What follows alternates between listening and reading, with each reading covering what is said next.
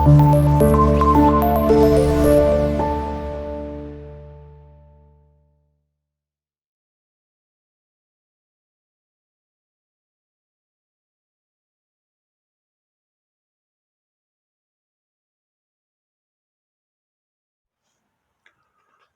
à toutes, bonjour à tous. Bienvenue à notre université virtuelle panafricaniste. Mon nom est Amoudouba, historien, chercheur et auteur, professeur d'histoire et de sciences politiques et présentement basé dans la province de l'Ontario au Canada, où j'enseigne à l'université. Aujourd'hui, je vais vous parler de l'Empire Merne, appelé aussi Royaume de Madagascar. J'ai voulu parler de ce sujet parce que à chaque fois qu'on évoque l'histoire des grands royaumes africains ou des empires africains, on pense beaucoup aux nations du continent. On pense à l'empire du Mali, on pense au Ghana, l'empire du Ghana, l'empire Songhai, au Kanem-Bornou, le Congo. Et beaucoup oublient aussi l'Afrique insulaire, en fait, hein, notamment la grande île africaine que nous appelons Madagascar. Alors là-bas aussi, il y a des choses qui se sont passées et c'est important également d'initier notre public à cette histoire de l'Afrique insulaire, notamment de Madagascar. Donc aujourd'hui, je vais vous parler de l'Empire Merne, que vous trouverez également sous le nom de Royaume de Madagascar. Je vais vous expliquer ses origines depuis le XVIe siècle jusqu'à la fin, à partir donc vers la fin du XIXe siècle. Je vais adopter ce plan, donc je vais faire une petite introduction de Madagascar, une introduction géographique, sociologique, etc., assez rapide. Ensuite, je vais parler de l'origine des populations mernes, parce que Madagascar, il y a beaucoup d'ethnies. Ici, ce sont les mernes qui avaient fondé un royaume et ce royaume est devenu empire. Donc, on va voir leur origine jusqu'à la création de leur royaume. Et à partir de la fin du XVIIIe siècle, ce royaume va devenir empire, notamment sous le roi Andjanapouyne Merne, qui a régné de 1788 à 1810. Dans la troisième partie, nous allons parler du règne de son successeur, connu sous le nom de Radam Ier. Donc lui, il a fait 1810-1828. Ensuite, nous allons parler de la reine Ranavalne Ier. Hein, c'est Madagascar, le royaume Merne et l'empire Merne ont eu beaucoup de reines. Hein, donc ça, on va le voir. C'est une reine patriote et très courageuse qui a régné 33 ans. C'est pratiquement le plus long règne de l'empire Merne. Nous allons également parler du très court règne de Radam II, donc qui est son fils, qui l'a succédé et qui a régné pendant 2 ans, 1861 à 1863. Ensuite, nous allons parler d'une autre reine qui est arrivée après, c'est Rasuherne, 1863 à 1865. Encore une autre reine qui s'appelle Ranavalne II, qui a fait 1868 à 1883. Et enfin, la dernière reine, Ranavalne III, qui a dirigé l'Empire Merne de 1883 à 1897. Nous finirons donc par la colonisation française dans un empire affaibli et convoité. Enfin, nous ferons une conclusion pour tirer les leçons de l'Afrique du XXIe siècle. Donc c'est ça le plan que nous allons adopter. Comme nous avons l'habitude de faire avant de commencer nos cours, un peu de musique pour plonger nos étudiants un peu dans l'ambiance de la grande île africaine. 2-3 minutes de musique, après je vais revenir à la présentation du cours.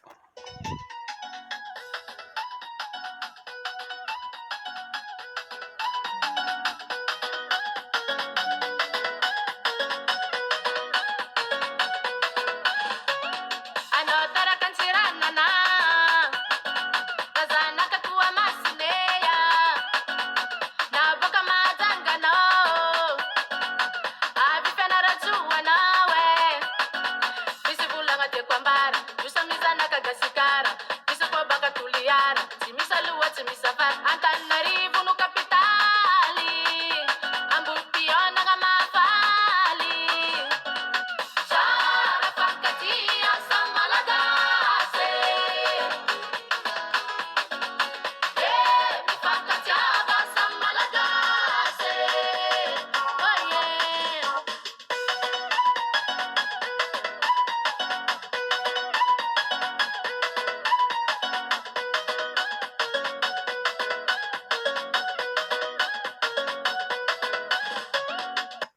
Bien, bien, je vais arrêter ici. Belle musique donc de Thierry Marcos, un grand chanteur malgache avec son groupe. Alors, nous allons commencer en introduction. Donc, nous allons sauter un cours qui va être un peu long parce qu'il y a beaucoup de choses à dire, mais que nous trouvons intéressant et qu'il fallait mettre. Donc, en introduction, l'île de Madagascar est située au large de la côte sud-est de l'Afrique, dont elle est séparée par le canal du Mozambique. Donc, c'est de l'autre côté de l'Afrique. Ce canal, c'est un bras de mer faisant partie de l'océan Indien. Hein. Donc, j'ai eu la chance d'aller dans cette région et j'ai vu l'océan Indien, j'ai vu le sud de Madagascar et les autres régions, c'est magnifique. C'est la quatrième grande île du monde en superficie, qui fait pratiquement 600 000 km², hein, c'est 592 040 km². Après, donc, le Groenland et la Nouvelle-Guinée et Bornéo, Madagascar, c'est l'île, la plus grande île au monde, après ces trois-là. Ainsi donc, du Cap d'Ambre au nord, au Cap Sainte-Marie au sud, la grande île africaine s'étire sur une longueur de 1587 km. Donc, c'est vraiment aussi un pays, quand on regarde la carte, ça s'étale sur une longueur. La largeur, ça fait 500 km d'est en ouest. Mais quand même, c'est un grand pays. Hein, c'est l'équivalent de la France, la Belgique, la Hollande et le Luxembourg réunis.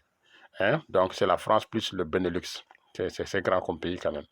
Le peuple de Madagascar est aujourd'hui composé de groupes ethniques différents, même si plusieurs d'entre elles ont été quand même sous l'influence de l'Empire Merne. C'est quand même parfois des origines différentes et des sociétés un peu différentes. Donc ça également, c'est important à comprendre. Il s'agit notamment, entre autres, des populations en Tankar, en Tandjoui, ou des Betimisarak, les Betsilo, les Mernes aussi, les Mafa, il y en a beaucoup, hein, les Sakalav, les Sianak, les Tanala, les Simiet, énormément de populations, mais quand même qui ont une identité maintenant de plus en plus claire malgache. Hein. C'est comme tous les pays africains. L'Afrique a beaucoup d'ethnies, mais c'est cette belle diversité-là qui fait notre continent. Donc, le fait d'avoir des ethnies différentes ne change pas à la dynamique que c'est la diversité qui fait la beauté de notre pays. Alors, les historiens attribuent le succès et le moulage de Madagascar, justement, au royaume, donc au début du royaume mère, mais aussi à cet empire-là, qui a pu soumettre tous les autres royaumes entre 1788, avec donc l'avènement du roi Andian Pouinemer, jusqu'à la colonisation française, donc à partir de 1897, date donc qui marque l'exil de la dernière reine Ranaval III à l'île de la Réunion, puis en Algérie, et nous allons y revenir plus en détail. Avant donc de s'étendre sur une partie de l'île et évoluer en empire, le royaume Merne a rayonné sur la partie des hauts plateaux central du pays. Donc, c'est la zone où habitent les populations mernes, qu'on appelle l'Imerne ou Imerne, hein, qui s'écrit I-M-E-R-I-N-A ou E-M-Y-R-N-E. Ça, c'est plus les anglophones qui l'écrivent comme ça. Donc, c'est le pays des Mernes. Selon les historiens spécialisés sur l'histoire de Madagascar, le royaume d'Imerne, bien que n'étant pas le seul dans l'île et sans aucun doute, un des plus remarquables et les plus puissants de toute l'histoire du pays et parmi les plus puissants du continent aussi. À son apogée, l'État Merne comprenait la quasi-totalité de l'île de Madagascar à tel point qu'il n'est pas du tout exagéré de le qualifier donc d'empire. Moi, je parle d'empire, là où certains préfèrent utiliser le royaume, mais quand ils disent royaume de Madagascar. Moi, quand je dis empire Merne. C'est la même chose. Car il administrait un vaste territoire avec des ethnies, des langues, des cultures différentes, mais qui allaient se forger avec des éléments issus donc de la domination Merne. Alors, première partie donc, origine des Mernes et début de leur royaume à Madagascar. Avant tout, il est indispensable de rappeler que le peuple Merne n'est pas le premier occupant de l'île de Madagascar. Les Mernes seraient des peuples de navigateurs venus de l'actuelle Indonésie et de la Malaisie selon plusieurs sources. Ils ont commencé leur installation à Madagascar comme immigrants non autochtones. Les Mernes sont aussi désignés sous le nom de Houve. Quand on lit les livres écrits par les Européens notamment, on les appelle les Houve, mais Houve c'est juste une des castes des Mernes en fait. Donc c'est la noblesse en fait. notamment donc, comme je dis, on le voit avec les auteurs du 19e, 18e siècle européen. En réalité, donc, loin de constituer le peuple mère, les Houves, qui signifie donc les roturiers en fait libres, étaient l'une des trois principales castes historiques du royaume de Madagascar. Aux côtés, donc, il y a des Andjian qui sont les nobles, donc les Houves qui sont les roturiers libres, qui peuvent être aussi considérés comme des nobles parce que en dessous, il y a ce qu'on appelle les Andévous. Les Andévous, ce sont les esclaves. En tout cas, c'est ceux qui sont le bas de l'échelle. Une partie donc de leur première année dans la grande île africaine est entourée donc de doutes. La légende raconte que leur ancêtre, Andian Toumanza, aurait mené une expédition depuis l'Asie du Sud-Est et aurait débarqué dans la baie d'Antongil, la plus vaste baie de Madagascar, située dans la partie nord de la côte de cette île de l'océan Indien. Finalement, les Houves ont conquis la région des hauts plateaux du centre et s'y sont installés. Ils y vivaient paisiblement avec les maîtres de la terre ou les premiers habitants, qu'on appelle les Vazimba.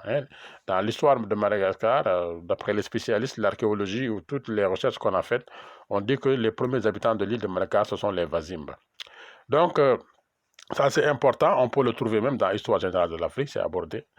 Maintenant, on va très vite arriver vers le 15e siècle. Les Mernes quittent les régions côtières du sud-est pour s'installer sur les hautes terres centrales. Vers 1530, Andian Manelu fonde la dynastie de Andian, cette caste donc qui devient la caste des nobles. Si l'on se réfère à la tradition orale, c'est le roi Andian Manelu qui aurait commencé à faire la guerre au peuple indigène, les Vazimba. Il aurait réussi à subjuguer les communautés environnantes des hauts plateaux du centre de Madagascar, les forçant soit à s'assimiler, soit à se soumettre au pouvoir des Mernes. Andian Manelu était le roi d'Aloussar. C'était pas encore le royaume de toute la population merne, mais c'est une partie. La tradition orale merne raconte aussi qu'il était le fils d'une reine Vazimba et d'un homme Houve. Donc c'est un enfant issu du métissage entre les immigrants venus de l'Asie, de la Malaisie et de l'Indonésie, et des populations qu'ils ont trouvées sur place, les Vazimba. Vazimba et Houve étaient les principaux clans des hauts plateaux du centre de l'île.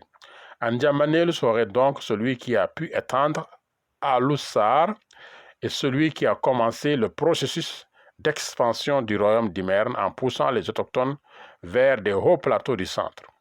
On lui attribue également l'établissement de fortifications à Loussar et à l'augmentation de la production du fer. Donc ça, on l'attribue, ce sont les premières réalisations qu'on attribue à ce roi-là. La légende aussi veut qu'il ait appris à ses sujets à forger le fer pour fabriquer des saguets, des haches et des coutelas. C'est progressivement comme ça qu'ils vont commencer à dominer les autres populations. Son successeur, qui est son fils du nom de Ralambu, qui a régné de 1575 à 1610, nomme le royaume Imerne, d'où la vue porte loin, et le structure et l'étang au détriment de ses voisins Vazimba. Donc Ralambu commence à amener les expéditions un peu plus loin, notamment sur les populations Vazimba. Selon l'historien Kent, qui a beaucoup travaillé sur Madagascar, c'est lui, Ralambu, qui est le véritable continuateur du royaume entre 1775 et 1610. Il nous informe que c'est Ralambu qui fut le premier souverain à donner le nom Imerne aux hauts plateaux centraux de Madagascar, ce qui signifie terre du peuple merne. Sous le règne de Ralambu, de nouvelles pratiques culturelles ont été mises en place, telles que la tradition de la circoncision des hommes et des mariages familiaux. On lui attribue également l'introduction de la tradition de la polygamie dans le royaume, sans doute pour augmenter plus rapidement la démographie et faire face aux différents types de menaces. On lui accorde également l'introduction de la taxe d'entrée dans une petite armée. Au cours de son règne, le royaume s'est considérablement développé, entrant même en conflit avec le puissant royaume bantou Sakalav sur la côte ouest. Donc, sur la côte ouest, ce sont des migrants venus de l'Afrique des Bantous qu'on retrouve en Afrique centrale et en Afrique australe qui ont peuplé cette région. La région aujourd'hui qu'on appelle Majanga, tout l'ouest et le nord-ouest de Madagascar. Donc ça, c'est des Africains venus du continent qui habitent là et qui ont fondé le royaume Sakalav. C'est lui aussi qui organise la noblesse en différents échelons. Lui succède son deuxième fils, Andian Jacques, qui transporte sa capitale à Analamang, la future ville qui va devenir Antananarivo, qu'on nous appelons aujourd'hui Tananarive. Alors, lui succède son deuxième fils, donc, qui transporte cette capitale-là. On lui attribue aussi, on attribue aussi à Andian Jacques d'être l'inventeur de nombreuses pratiques culturelles qui définiront la vie sociale et politique des Mernes pendant des siècles. Pour ce faire, il désigne les 12 collines sacrées de l'Imerne pour devenir le cœur spirituel et politique de l'Empire Merne. Ben, là, on est encore au royaume, mais c'est ça vraiment le cœur. Ce qui a permis d'établir clairement les frontières traditionnelles du royaume. Les clans étaient affectés à des régions spécifiques de son royaume, définissant davantage le paysage culturel. Andian Jacques consolida également le pouvoir grâce à des rumeurs telles que l'appropriation de la tradition populaire des Sampi. Les Sampi, c'est ce qu'on appelle les talismans communautaires, parce que là, nous sommes dans les croyances traditionnelles, donc les religions traditionnelles africaines et malgaches. Donc ça qui garantissait donc tous les pouvoirs traditionnels attribués à ces idoles étaient donc sous le contrôle du souverain. Après lui, on va avoir le règne de Andia Mansinavaloun, 1675 et 1710. Lui, il partage le royaume entre ses 4 fils. Donc, l'Imerne va subir alors près d'un siècle de division et de lutte intestine. Sa stratégie était de les partager et puis de mieux de sécuriser chacun de ses fils contrôlant une partie du territoire. Mais il y a eu des rivalités entre ses fils et ça a plongé l'Imerne dans une période de déstabilisation et de conflit. C'est dans ce contexte qu'arrive vers 1787 le grand Andianapouine Merne, qui va marquer un véritable tournant dans l'histoire du royaume Merne. Et c'est vraiment ce contexte-là qu'il faut partir pour parler de ce qu'on appelle comment on appelle ça, le début de l'Empire en fait. Là, je ne parle plus de royaume, mais le début de l'Empire Merne, et que des historiens vont appeler royaume de Madagascar. Parce que là, ça ne concerne plus que les hauts plateaux, mais on va aller dans toutes les autres régions du pays. Alors, donc, en 1792, alors qu'en France, la monarchie est abolie et la République proclamée, à l'autre bout du monde, dans l'océan Indien, la monarchie Merne entame un processus de réunification de la grande île de l'océan Indien dans le cadre unitaire du royaume de Madagascar. Andianapouine Merne, qui signifie en langue merne le prince au cœur de l'Imerne, ou bien le prince chéri par les populations de l'Imerne, est considéré comme étant que celui qui fut à l'origine de la véritable et durable réunification des royaumes du haut plateau de l'Imerne et le précurseur des grandes expansions hors des territoires de l'Imerne. Son règne se caractérise avant tout par le rétablissement de l'ordre, la stabilité et la réunification de l'Imerne après une longue instabilité politique de 77 ans, marquée par une série de guerres civiles. Andianapouine Merne réussit à agrandir les territoires de son royaume en annexant des royaumes voisins comme les Betsileo, donc juste en allant vers le sud, à partir des hauts plateaux, en allant vers le sud, on va avoir les Betsileo. Il y a aussi les Sianak, les Bezanozan. On commence alors à parler de l'Empire Merne à partir de ce moment-là. Alors, qui est donc Andianapouine Merne, fondateur de l'Empire Merne ou du royaume de Madagascar? Il est né vers 1740. Son règne a duré 23 ans et a commencé en 1787, 1788 jusqu'en 1810. Andianapouine Merne a à son actif plusieurs réalisations, dont quelques-unes méritent d'être mentionnées ici. D'abord, il fut l'initiateur du projet de faire de l'Imerne un empire sur toute l'île en sortant de l'Imerne. Jusqu'à là, ses prédécesseurs ne l'avaient pas fait. Il est aussi le bâtisseur de structures nouvelles de la société malgache. Ayant réussi vers 1795 à s'imposer comme le seul souverain de l'Imerne, il transfère sa capitale à Antananarivo et poursuit une politique de développement économique. La maîtrise de l'hydraulique agricole, l'instauration de la corvée et des marchés hebdomadaires favorisent la croissance économique et démographique. La tradition merne et les historiens aussi de Madagascar racontent qu'Andiana Merne avait déclaré sa prise de pouvoir en disant ceci, pour montrer ses velléités, ses ambitions d'expansion. Il disait, la mer sera la limite de ma rizière, c'est-à-dire qu'il comptait étendre l'Himerne jusqu'à l'océan Indien, non seulement vers l'ouest, l'est, le nord, mais aussi au sud, donc dans toutes les directions de l'île, quoi. Il entendait en effet assigner à ce royaume unifié et à son peuple une ouverture sur le monde extérieur. Il envisageait aussi, par conséquent, d'établir avec les puissances étrangères des relations dignes d'un pays soucieux de son insertion dans un contexte international. Donc, il commence à avoir des relations étrangères, à imaginer tisser des liens avec le monde extérieur. Pour réussir à soumettre les autres royaumes et les ethnies de Madagascar, Andiana Merne avait non seulement besoin d'une armée nombreuse, forte et bien structurée, mais surtout acquérir des armes inconnues de ses adversaires. C'est dans cette perspective qu'il choisit de tisser des relations poussées avec les Européens, acceptant ainsi de satisfaire la demande de ces derniers en ravitaillant des esclaves. Vous savez toujours, c'est ça l'Europe. Les Européens, quand ils ont débarqué en Afrique, voilà, avec la supériorité militaire, ils ont donné des armes à certains rois en échange, fragiliser les royaumes pour accepter de donner des esclaves. Donc, Andiana Merne aussi a succombé à cela.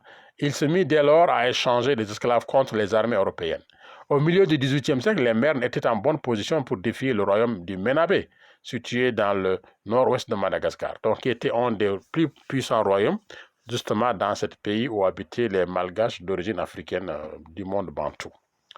Avec son fils Radam aux commandes de ses armées, Andiana Merne entreprit l'expansion de son territoire et s'assura le contrôle d'une grande partie des hauts plateaux du centre.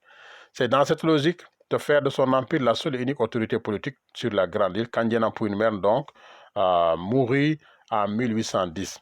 Et à sa mort, donc, il laisse un État bien organisé, dont l'administration quand même s'étend sur pratiquement près de la moitié de l'île. Ses conquêtes sont allées très rapidement. Et son fils, donc, qui n'est autre, et son successeur, qui n'est autre que son fils Radam, qui était un commandant de ses armées, va perpétuer sa politique de conquête et d'unification de l'île. Mais il va se distinguer de son père par sa politique qui est encore beaucoup plus poussée avec les Européens. Même si Andiana Merne avait une politique avec les Européens, mais il était un peu méfiant. Mais Radam va pousser un peu plus loin.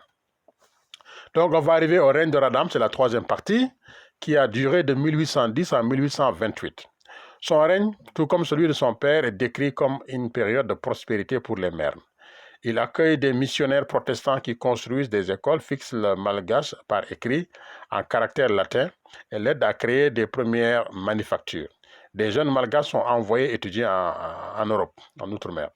À partir de 1817, les Britanniques, qui s'efforcent de tenir en échec les ambitions françaises sur l'île de Madagascar, reconnaissent donc Radam Ier comme le roi de Madagascar. Donc vous voyez, ils reconnaissent que Madagascar, les Mernes sont, l'Empire Merne couvre toute l'île de Madagascar finalement. Et lui dispense une assistance militaire en échange de l'abolition de la traite. Donc c'est dans le contexte où l'Angleterre a connu la révolution industrielle, elle a décidé de en finir avec la traite négrière. Et c'est le contexte où l'Angleterre demandait aux autres puissances également d'abolir la traite. Mais ça, c'est une autre histoire, on ne peut pas trop rentrer là-dedans parce qu'il y a beaucoup de choses à dire également là-dessus. Le souverain Merne donc met ainsi sur pied une armée de métiers étant son hégémonie à l'est puis au sud. Il parvint même à contrôler le nord de l'île et élimine les derniers postes français, notamment à Sainte-Marie ou à Nossi-Boraha. Donc ça qui était des petits postes que les Français avaient mis, quoi. Il y avait aussi une présence portugaise vers le 15e siècle, que je n'ai pas évoqué, mais des villes comme Diego Suarez montrent effectivement qu'avant les Français et les Anglais, les Portugais également sont passés à Madagascar. Mais je n'ai pas voulu m'étendre sur ça, je voulais juste me focaliser sur le royaume et l'Empire Merne. Radam a aussi été le premier souverain qui puis créer une armée nationale qui désormais n'était pas composée que des mernes, mais des combattants issus également des autres régions. Donc vous voyez, il réussit une fois qu'il réussit à conquérir un royaume, il utilise également des populations de ce royaume-là dans son armée. Et c'est ça aussi que la France va faire durant la colonisation, hein, la fameuse politique de la tache d'huile, ou bien, comme disait Gallieni, c'est avec les vaincus d'hier qu'on fait les vainqueurs de demain, les armées de demain. Donc c'est un peu comme ça. Pour renflouer les caisses de son empire, Radam introduisit une taxe sur les populations sous son contrôle, taxe qui porte sous le nom de Vadiaïna, traduit en malgache par le prix d'une vie sûre. Hein. Donc ça aussi, ça fait partie de l'histoire. En général, quand on domine un peuple, il y a des taxes, il y a des choses que les populations payent. Seule la partie de l'ouest Sakalav, hein, du côté donc de l'ouest là-bas, et du sud ont pu échapper à la tutelle des Mernes à cette période-là. Hein. Euh, du côté du Sakalav, il y avait une bonne organisation. Tout le Ménabé n'est pas rentré, mais une partie. Mais du côté du sud, également, il y en a d'autres qui ont échappé. Donc, notons toutefois que malgré la puissance de l'armée de Radam et son expansion rapide sur les autres contrées de Madagascar, certains groupes donc ont pu rester indépendants de la domination des Mernes.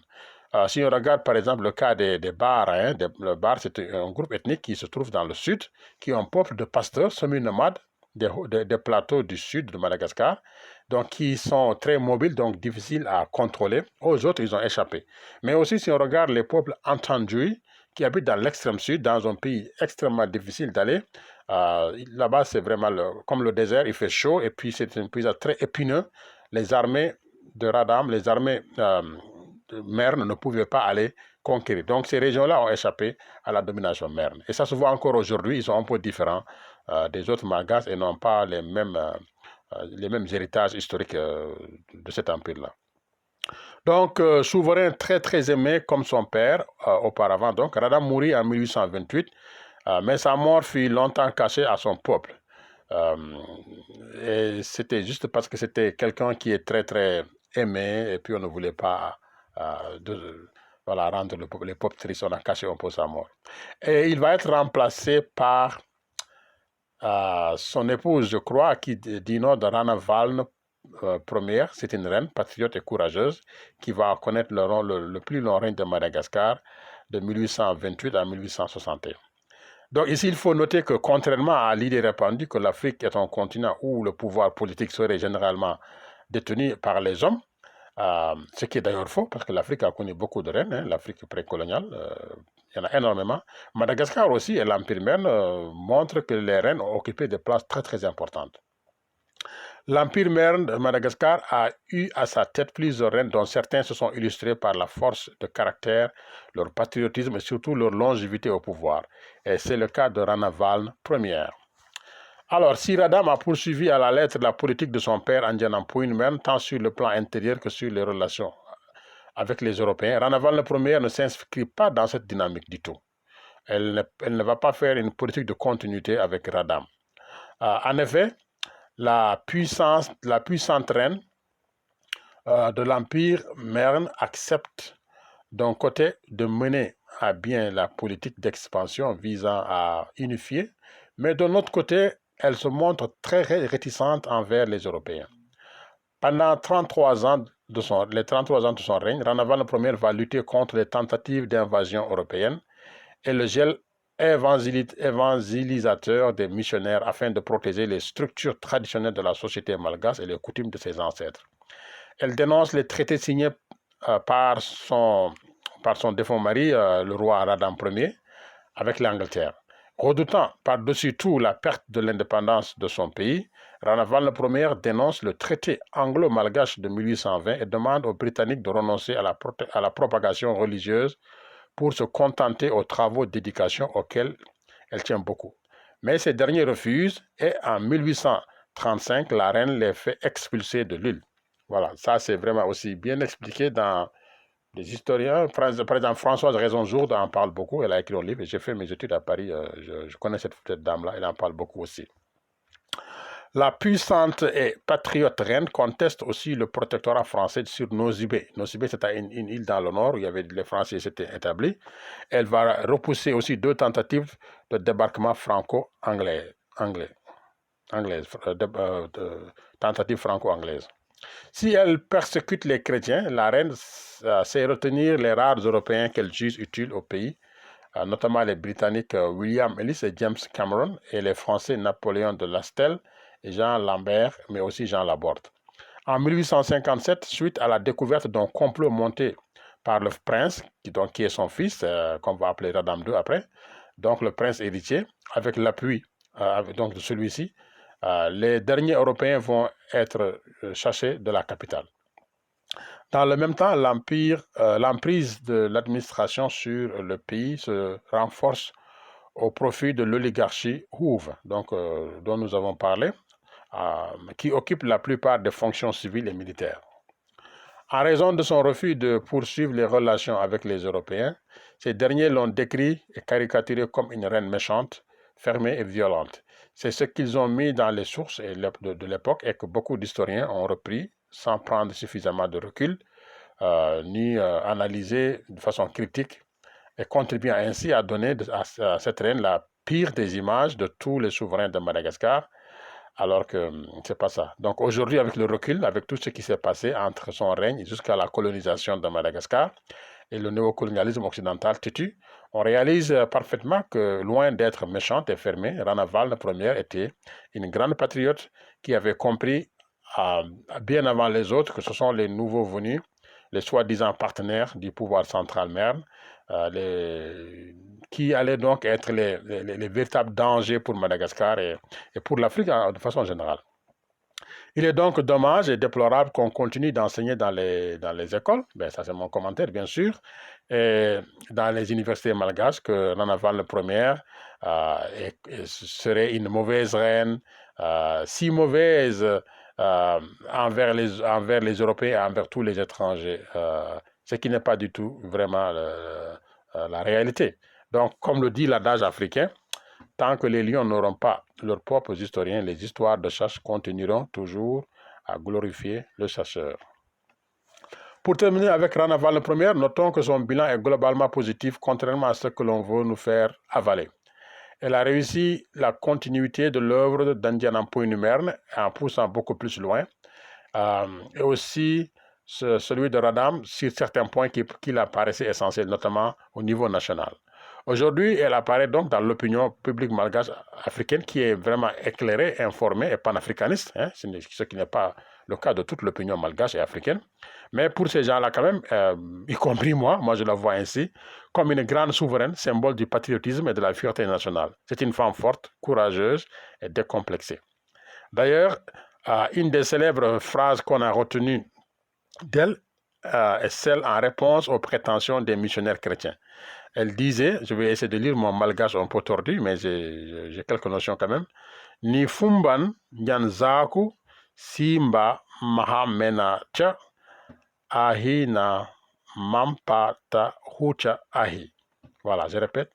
Ni fumban nyanzaku simba mahamena cha ahi na mampa ta hucha ahi.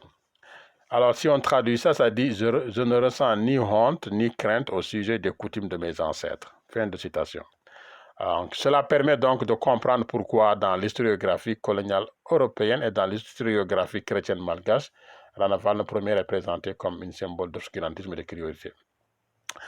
Il revient à la nouvelle génération d'historiens et d'historiennes malgaches et africaines de réécrire l'histoire de cette grande dame en la redonnant sa vraie image, et non en répétant comme des perroquets, une image fabriquée de l'extérieur par des colonisateurs impérialistes et néocolonialistes européens. À son décès le 16 août 1861, son fils Radam II donc, lui succède. Après 33 ans de règne, donc, Rana Val Première laisse derrière elle un pays puissant et autoritaire. Elle est enterrée à la basilique royale qu'elle fit construire. Son tombeau est couvert de bijoux, de perles, de la couronne de la reine. Si vous voulez en savoir plus, il y a un livre qui a été écrit sur cette reine-là, celui de Dominique Ranaï-Vusson, en 2016, donc qui parle des grands hommes, des grandes figures historiques de Madagascar. Donc, une partie donc, parle de cette reine-là. Arrive donc la quatrième partie, le court règne de Radam II, 1861-1863. Donc, en 1861, donc, la mort de Ranaval Ier va porter son fils au pouvoir, Radam II. Radam II est né en 1829, alors que sa mère donc, était déjà au trône sur l'Empire Merne. Le règne de Radam II se situe entre 1861 et 1863, comme j'ai dit, période au cours de laquelle les Mernes contrôlaient la quasi-totalité de Madagascar. Bien que bref, le passage de Radam II au trône fut une période charnière dans l'histoire du royaume de Madagascar ou Empire Merne. Il a hérité d'une stabilité politique et économique acquise sous le règne inflexible et souvent dur, entre guillemets, pas dur pour les autres, mais pas pour les nationalistes et patriotes. Donc, de sa mère, la reine Ranaval I, période durant laquelle Madagascar avait réussi à préserver son indépendance culturelle, politique, économique contre les desseins des colonisateurs européens. Toutefois, au lieu d'être le continuateur de cette politique de patriotisme et de souveraineté chère à sa mère, Radam choisit de faire le contraire. Il engage une politique radicalement différente en rappelant les commerçants européens, les missionnaires et les protestants et catholiques à Madagascar. Donc, il les demande de revenir. Des mesures maladroites également et impopulaires qu'il a prises, notamment des corvées et des droits de douane importants sur les autres populations. Tout cela combiné avec une brouille aussi qu'il a eu avec le Premier ministre Rahar. Ils vont fomenter un coup d'État contre lui, en fait. Donc, le Premier ministre et son équipe et les Hoover, guerriers, tout ça, là, ils vont l'assassiner le 12 mai 1863. Parce qu'il a trahi, en fait. Il a fait revenir les Européens, mais aussi, il est en train de fatiguer les Malgaches avec des taxes et tout ça. Alors, arrive à la cinquième partie de notre présentation. Il y a une autre reine qu'on appelle Rasuherne. Rasuherne qui va régner pendant 5 ans, de 1800, comment on appelle ça, 1863 à 1800, je crois, 68. Donc, Rasuherne, après l'assassinat donc, de Radam II, c'est donc Rasuherne qui est son épouse, du nom de Raboud, mais qui va porter le nom de règne de Rasuherne, comme les autres, qu'on appelle Ranaval, mais ce n'est pas leur vrai nom. Donc, elle prit le trône du nom de Rasuherne. Elle fut autorisée par les ministres à succéder à son mari à la condition qu'elle et les futurs souverains ne gouvernent plus unilatéralement, mais plutôt de concert avec les Hooves, la classe des citoyens libres représentée par le poste de Premier ministre. Donc là, après l'assassinat de Radam et l'arrivée de Rasuherne, on veut un pouvoir dirigé d'un côté par le roi ou la reine, mais aussi avec la caste des Hooves qui vont donner le Premier ministre, qui va avoir un pouvoir très fort. Et c'est ça qui va continuer jusqu'à la fin.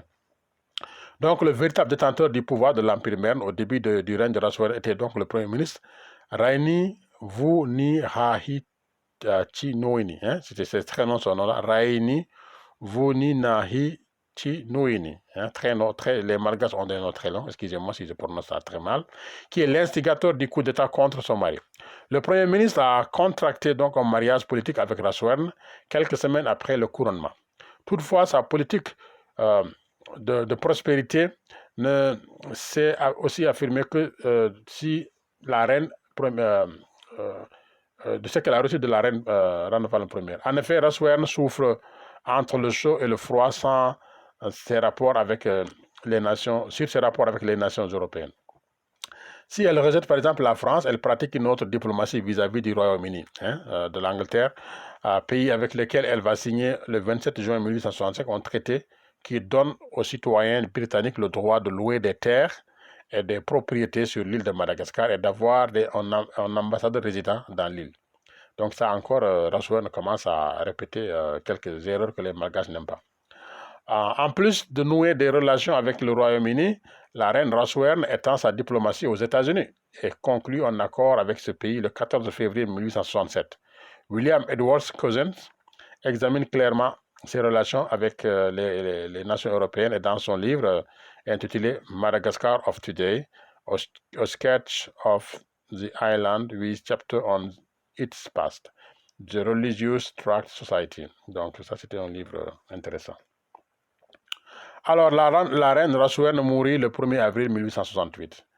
Et elle est remplacée par une autre reine du nom de Ranavalne II, qui va régner de 68 à 1883. Donc, Ranavalne II accède officiellement au trône le 1er avril 1868.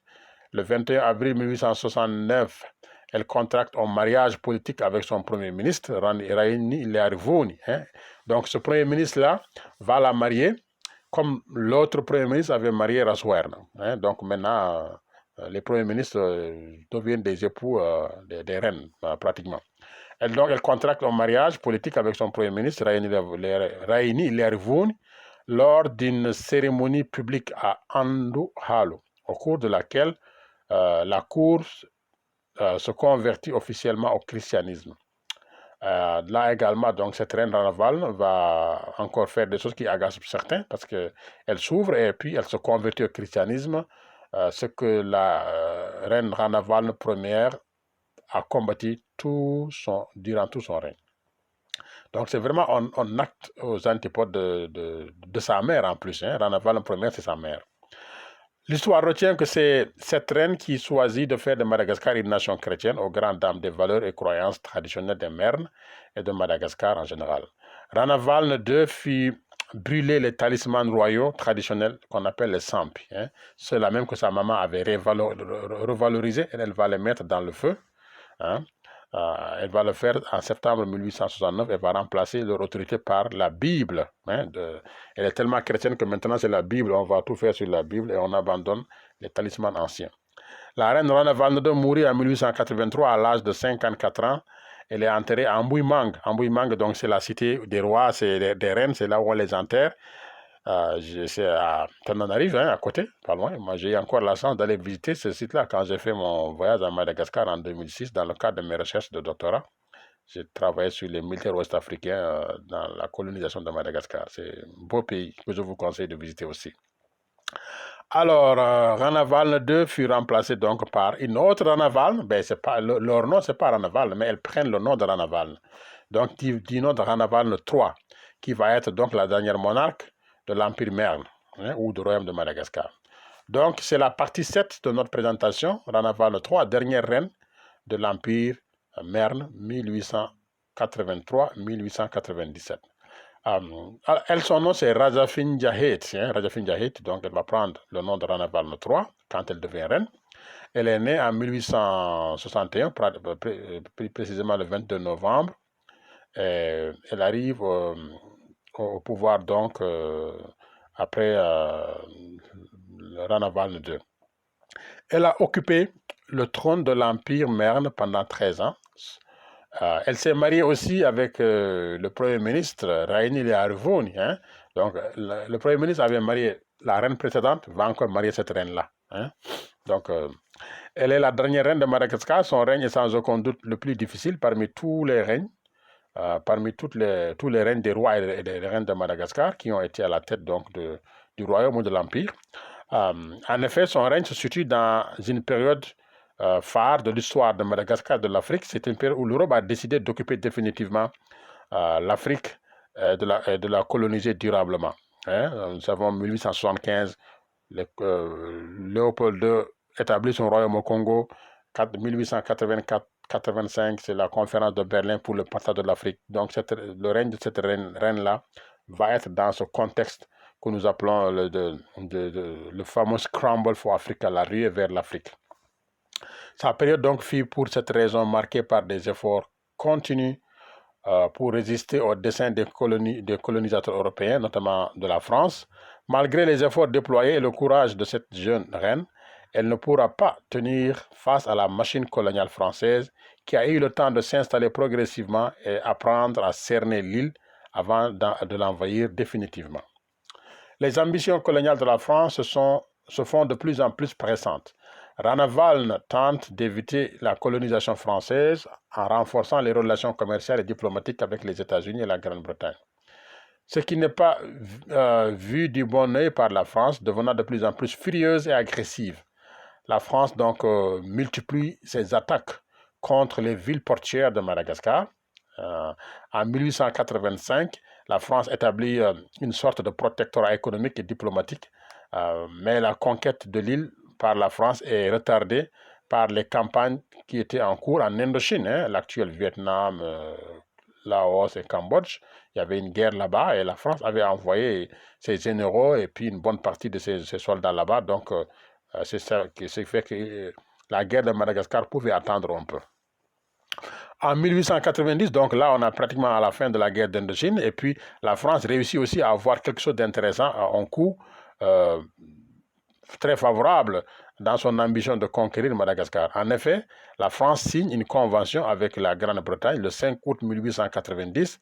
Cette convention avec la Grande-Bretagne donc permet à la France d'agir librement et de conquérir Madagascar. Et en contrepartie, la France reconnaît à la Grande-Bretagne l'île de Zanzibar et cette région-là, hein, parce que la Grande-Bretagne vraiment préférait avoir Zanzibar qui était beaucoup plus convoité, pas loin aussi de l'Égypte, toute cette région, Djibouti, Kenya et tout ça, et laisser Madagascar à la France. Finalement, c'est ça. Comme le dit le chanteur ivoirien Tiken Jah Fakoly, ils se sont partagés le monde. Ici également, ils se sont partagés cette région de l'océan Indien. Alors, arrive à notre partie 8, un royaume donc affaibli et convoité. Le royaume de Madagascar est peu à peu reconnu par les puissances occidentales, mais affaibli par la cupidité de ses dirigeants et le mécontentement de ses officiers, mais surtout avec les pressions étrangères, notamment la France. Et ces difficultés vont servir les visées des Français, notamment du lobby installé à l'île de la Réunion, amené par leur député François de Mahy. Françoise de Mahy, ce député donc de l'île de la Réunion est porte-parole des colons en quête de nouvelles terres, présente Madagascar comme un nouveau Eldorado au milieu d'affaires parisien. Donc c'est ça qu'il avait présenté et en 1883 déjà, il avait invoqué des droits historiques sur le nord et le nord-ouest de Madagascar. Ainsi, il avait poussé les Français à bombarder Majanga, Toumasine, hein, l'actuel Tamatave, mais on avait conclu un traité et puis, qui a duré jusqu'en 1890, etc. Donc ça c'est important. Et en 1892, le parti colonial français demande l'application du protectorat sur l'île. Les Réunionnais, donc les députés de l'île de la Réunion et le lobby colonial qui est basé à l'île de la Réunion, par la voix de leur député, donc François Césaire de Mahy, comme je l'ai dit, demande une annexion pure et simple de Madagascar. Il ne faut plus attendre. Il encourage la France. Et le 22 janvier 1894, le gouvernement de Casimir Perier répond favorablement à cette demande et se dit prêt à prendre des mesures nécessaires et même graves. Alléguant le non-respect donc du traité de 1885, parce que c'est toujours ça, quand on a envie d'attaquer, on trouve un prétexte, hein, c'est comme les États-Unis qui voulaient attaquer l'Irak, ils trouvent un prétexte, toujours un prétexte. Donc la France accuse Madagascar de ne pas respecter le traité, mais aussi soulève le traité que Jean Laborde avait signé en 1857 avec Radam II. Voilà. La France donc décide d'envoyer un corps expéditionnaire.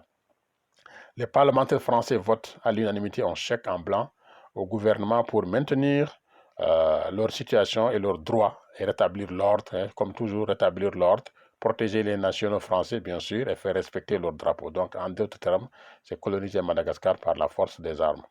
Le Premier ministre Raini Larvouni va échouer à les arrêter et à cette année-là, il entraîne donc ce qui entraîne l'invention française l'année suivante. La France mobilise une forte armée composée de troupes issues de la métropole, mais aussi beaucoup d'Algériens, notamment recrutés dans la Kabylie. Je travaille sur cette question, j'étais surpris de voir le nombre de Kabyles, mais aussi à partir de 1887, beaucoup d'Ouest-Africains, des tirailleurs sénégalais, des Hausa, que la France a envoyés là-bas pour faire la guerre à Madagascar. Vous vous rendez compte, prendre des gens à 10 000 milliers de kilomètres, les donner des armes, c'est comme ça que la France a utilisé les soldats ouest-africains, en tout cas pas seulement ouest-africains, mais dans les colonies pour les amener un peu partout et avoir des colonies immenses, des ressources immenses. C'est comme ça que leur affaire s'est faite en fait. Le gouvernement français donc promet à travers le traité du 1er octobre 1895 la conservation donc du régime monarchique. Le tournant politique majeur eut lieu donc le 18 janvier 1896 quand le nouveau gouverneur de l'île, du nom de Hippolyte Laroche, obtient de la reine, donc Ranaval III, une déclaration reconnaissant de fait la prise de possession de Madagascar par la France. Parce que là, la reine avait compris que son armée ne pouvait rien. Et puis il y a beaucoup de Malgaches aussi qui se sont désolidarisés, hein, qui ne sont pas des maires, mais qui ont vu l'arrivée de la France comme leur sortie de la domination des Mernes. Donc ils ont laissé voilà, l'armée traverser facilement. Le Premier ministre Raini Leharivoni donc doit lui aussi s'exiler. Et le 6 août, l'Assemblée nationale française et le gouvernement prononcent unilatéralement la transformation du royaume de Madagascar en colonie française. Donc c'est dans ce contexte de l'Afrique qui se colonise. Rappelons que c'est pour l'AOF, c'est à la même date, 1895, après avoir renversé les empires de l'Ajamar, de Samori, le royaume de Dahomey, tout cela, ils ont créé l'AOF. Pareil dans l'océan Indien. Hein? Une loi d'annexion est proclamée donc par la France le 6 août 1896, qui ne sera abolie qu'en 1858. La reine est arrêtée, donc Rana Val III, elle est arrêtée dans la nuit du 28 février 1897 par le gouverneur général Joseph Gallieni, qui lui-même était au Sénégal, en Afrique de l'Ouest, donc au Soudan, ensuite en Indochine, avant d'être rappelé à Madagascar. Et donc le lendemain, la monarchie, qui existe en tant que telle depuis 1817, sous Radam, avant c'était un petit royaume, et dont les origines donc remontent au royaume de Limerne. Donc cette monarchie est abolie. Ranaval finit sa vie en exil d'abord à l'île de la Réunion, puis elle est envoyée en Algérie. Et voilà, et puis elle va être jugée, envoyée en Algérie, où elle va mourir d'une embolie pulmonaire à Alger le 23 mai 1917. En 1938, les restes de la reine, donc ces restes sont exhumés au cimetière Saint-Eugène et acheminés à Tananarive, où elle repose au palais des reines. Donc vous voyez, beaucoup de rois ou de reines également ont été exilés. Hein, on a plein, hein, d'autres amenés en Martinique, par exemple Béhangin, Samori, au Gabon, il y en a plein. C'était la politique. Certains sont morts là-bas, le reste ont été ramenés. Même les Britanniques l'ont fait avec Yaha Chantewa ou Premfet. Hein. Donc c'est la politique coloniale, ça. Donc nous allons nous arrêter et conclure ici. Bon, il y a d'autres aspects hein, qu'on aurait pu aborder aussi. Hein. Comment a été organisé, par exemple, militairement l'Empire Merne pour qu'elle puisse quand même prendre le dessus sur toute cette étendue-là. On pouvait s'apesantir de ça, mais on n'a pas le temps. Ou aussi montrer c'est quoi les institutions politiques de l'Imerne, comment ils vont gérer toutes ces régions-là qui ne sont pas habitées par des Mernes et les faire connecter avec le pouvoir central Merne. Ça également, il faut un génie politique, mais on n'a pas le temps de le voir ici. Aussi, c'est quoi l'organisation économique de l'Empire Merne? Ça repose sur quoi? On sait qu'il y a la riziculture, il y a l'élevage de zébus, il y a un bon artisanat, il y a un peu de la pêche sur les régions côtières, mais également, si on avait le temps, on aurait pu creuser davantage sur l'organisation économique. Mais nous ne pourrons pas le faire ici. Cependant, nous réservons cette partie à notre prochain livre sur l'Empire Merne qui sera peut-être publié les semaines ou mois à venir. Ou bien, on peut aussi le mettre dans notre tome 2, l'Afrique des grands empires. Notre tome 1 est sorti, et il est très, très sollicité. Hein. Il y aura un tome 2. Dans le tome 1, nous parlions de l'Empire du Ghana, du Mali, Songhai, du Bénin, Kanem-Bornou, du Congo et du Monomotapa. Dans le tome 2, nous parlons de l'Empire Ashanti, de l'Empire Mossi, donc de l'Empire Merne. Peut-être nous parlerons de l'Empire Zoulou, de Tchaka. Peut-être nous parlerons également de l'Empire Abyssinie, de Éthiopie, et tout ça, donc pour apporter encore d'autres informations sur l'Afrique. Voilà, pour conclure, nous retenons que Madagascar est un lieu de peuplement et de rencontre des migrations anciennes. C'est un pays façonné par des identités, des cultures et des peuplements multiples venus d'Asie, d'Afrique, de l'océan Indien, du monde musulman, etc. Les nombreux dirigeants des débuts de l'histoire du royaume Merne, du 19e au 16e siècle, ont maîtrisé l'expansion de la conquête de l'île. Chaque successeur, chaque roi ou reine a poursuivi l'expansion de l'empire Merne et marqué de ses empreintes son histoire.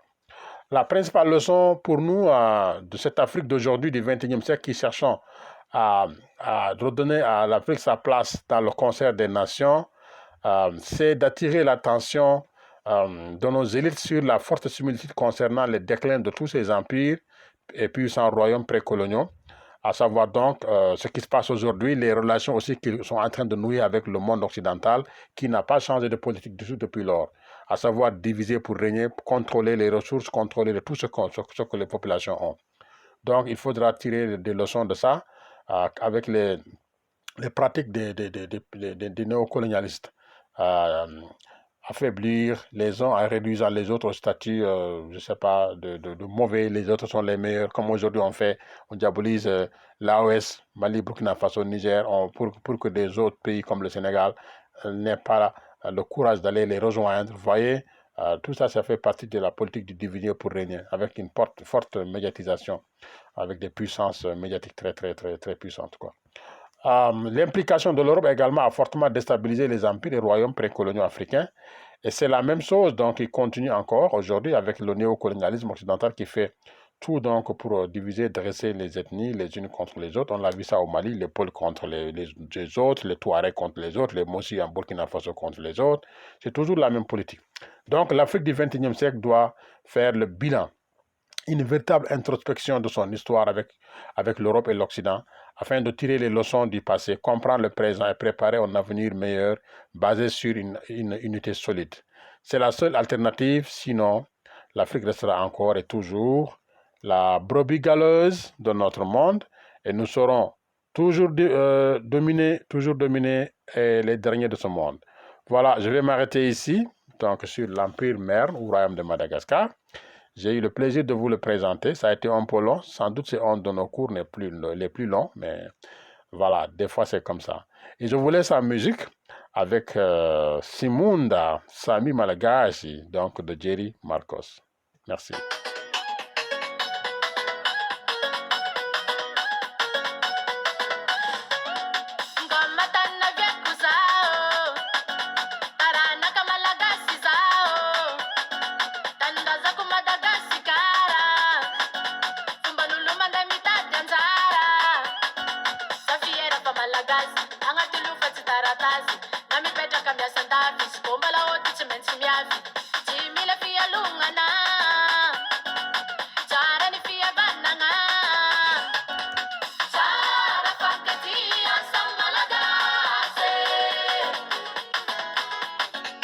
Merci, merci. N'oubliez pas de vous abonner à notre chaîne, de la partager aussi à tous ceux qui veulent apprendre l'histoire de l'Afrique. L'Afrique d'hier, l'Afrique précoloniale, coloniale, postcoloniale, les grands enjeux d'aujourd'hui pour façonner un Africain nouveau, une Africaine nouvelle, utile au continent. Je vous remercie, vous souhaite de passer une belle fin de semaine de ce samedi 20 avril 2024. C'était Amadou Ba depuis le nord de l'Ontario au Canada. Je vous souhaite de passer une excellente journée. Au revoir.